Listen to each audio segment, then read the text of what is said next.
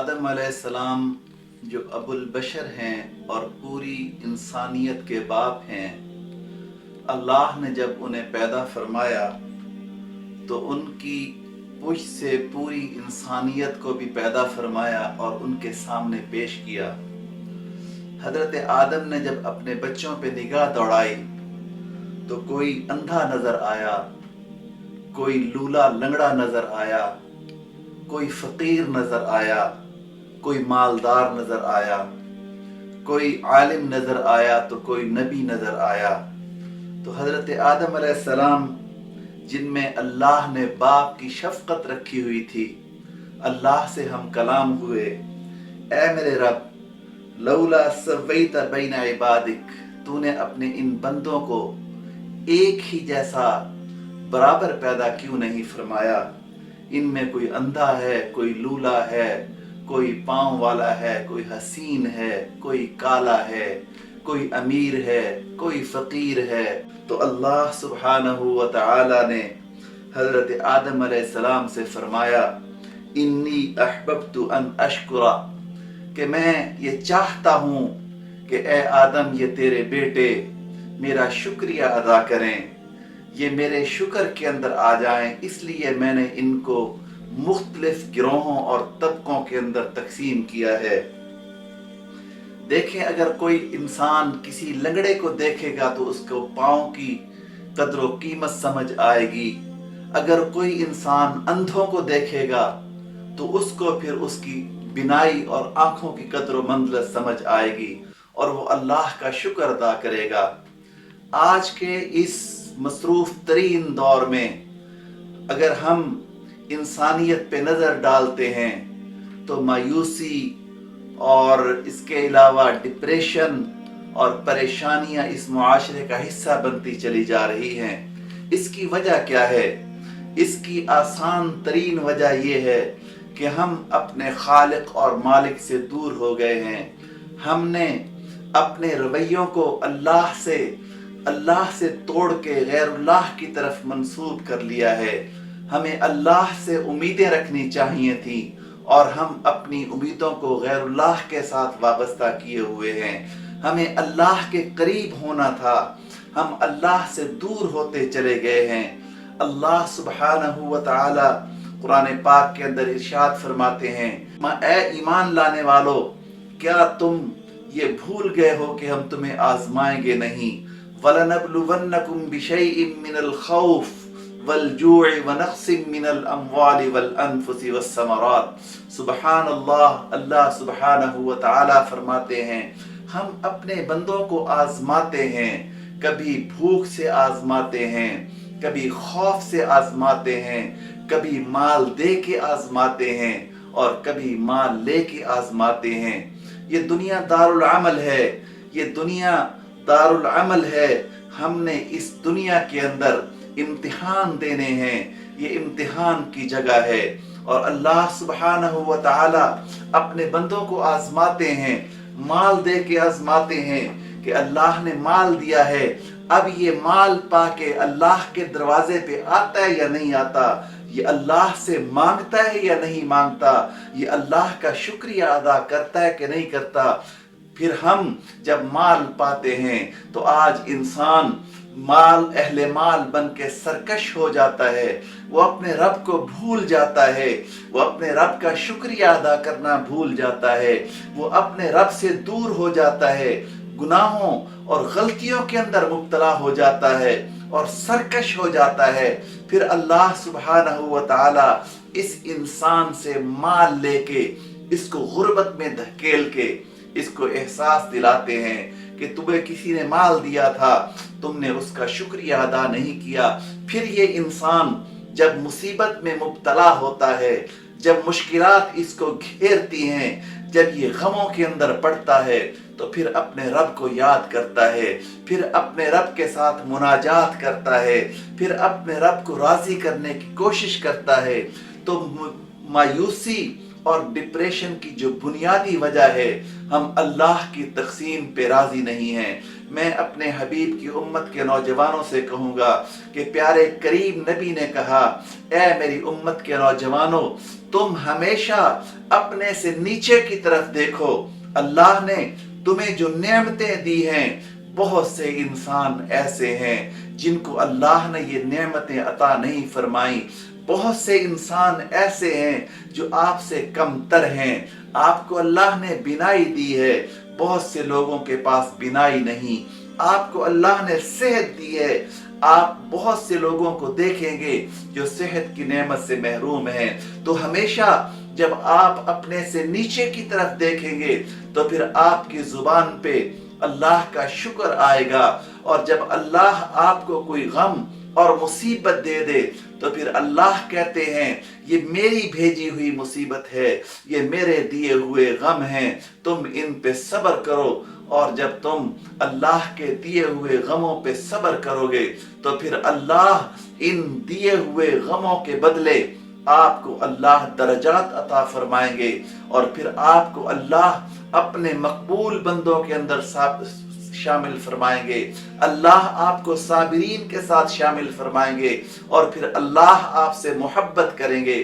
جب اللہ کسی سے محبت کرتے ہیں تو آسمان پہ اعلان کیا جاتا ہے، اے آسمان والو، اللہ نے فلاں انسان کو اپنا محبوب بنا لیا ہے۔ پھر حضرت جبرائیل امین فرشتوں سے کہتے ہیں، اے نورانی فرشتوں، تم بھی اللہ کے اس نیک بندے کے ساتھ محبت کرو۔ اور پھر آسمان و زمین کے اندر یہ اعلان کیا جاتا ہے، اور اللہ کے نیک بندوں کی محبت پوری کائنات کی محبت کے اندر ڈال دی جاتی ہے۔ تو ہم جیسے جیسے اللہ سے دور ہوتے چلے جاتے ہیں، ہمیں محرومیاں اور ہمیں ناکامیاں ہمارا سامنا کرتی ہیں، اور پھر ہم مایوسیوں کے اندر مبتلا ہوتے ہیں، اور پھر اللہ کا جب ہم شکر نہیں کرتے تو ہمیں غم گھیر لیتے ہیں۔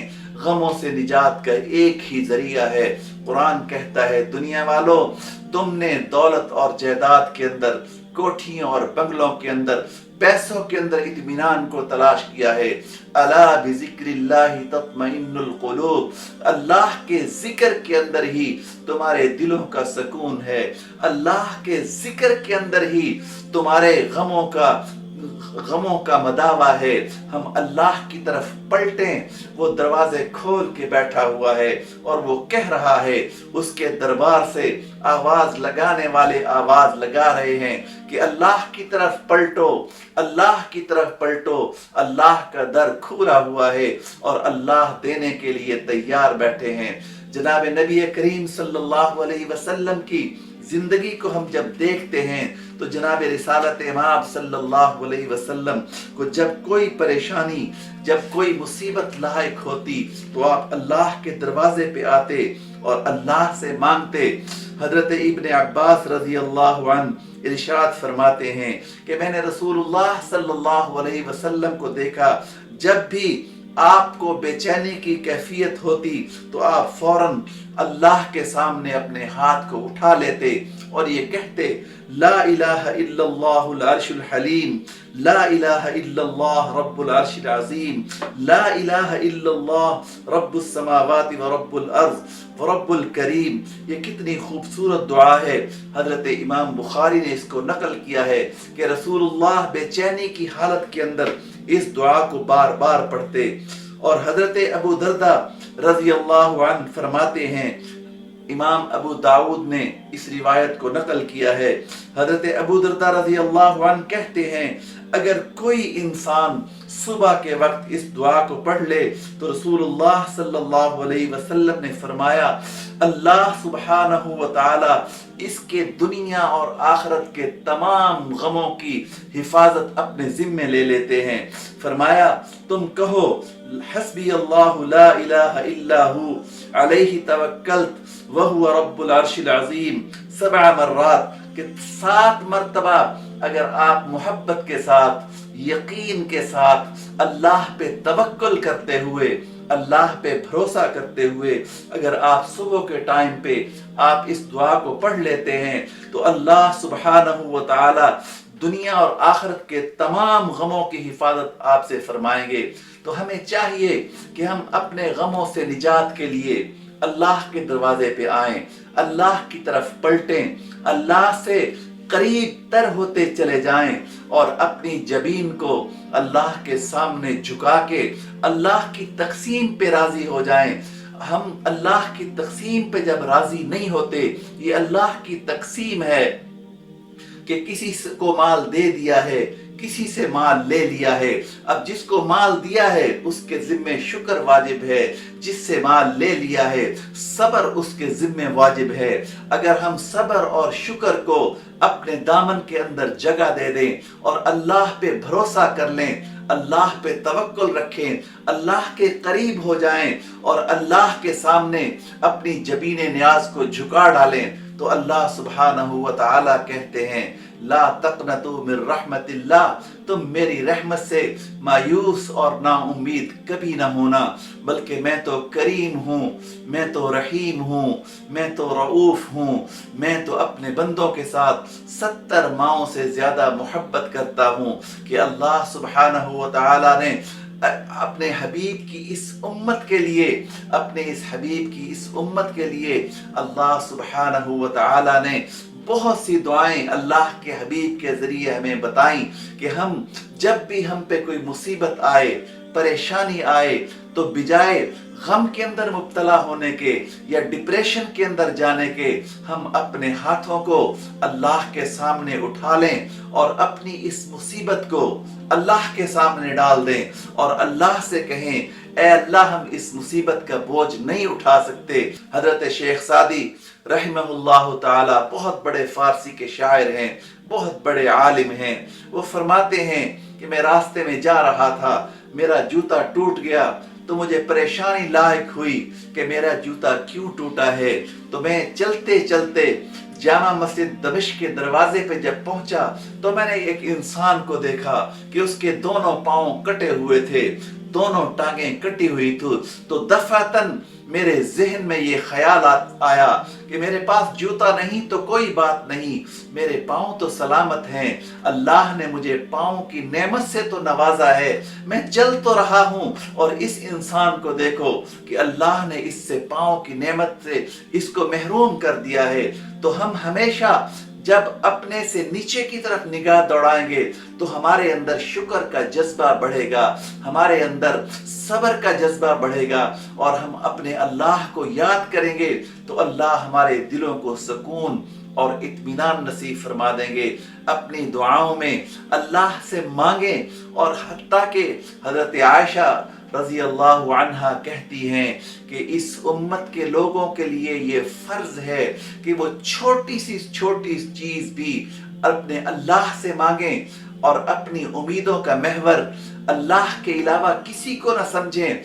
आपकी उम्मीदों का मजहर सिर्फ अल्लाह की जात होनी चाहिए और वो आपसे मोहब्बत करते हैं, वो करम करने वाले हैं, वो रहम करने वाले हैं, वो अता करने वाले हैं, वो रिस्क के मालिक हैं, वो उसके कब्जा कुदरत के अंदर पूरी कायनात है। दुखों का मदावा दुख भी उसी की तरफ से आते हैं, राहतें भी उसी की तरफ से मिलती हैं। लेकिन ये याद रखिए, आप पे आने वाले दुख आपके अजर का जरिया है।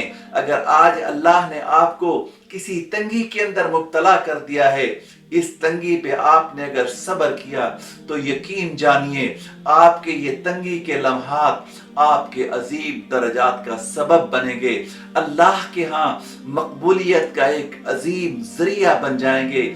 इसलिए आहो फगा न कीजिए बल्कि अल्लाह की दी हुई तकलीफ पे सब्र कीजिए और अल्लाह के करीब हो जाइए। अल्लाह आपको गमों से निजात दे देंगे, अल्लाह आपको नाउमीदी से निकाल कर उम्मीदों की तरफ ले आएंगे, अल्लाह आपको मायूसियों से निकाल के अल्लाह आपको राहतों की तरफ ले आएंगे। क्योंकि राहतें भी उसी के कब्जा में हैं, मायूसियां भी उसी के कब्जा में हैं, सेहत भी उसी के कब्जा में है और बीमारियां भी उसी के कब्जा में हैं।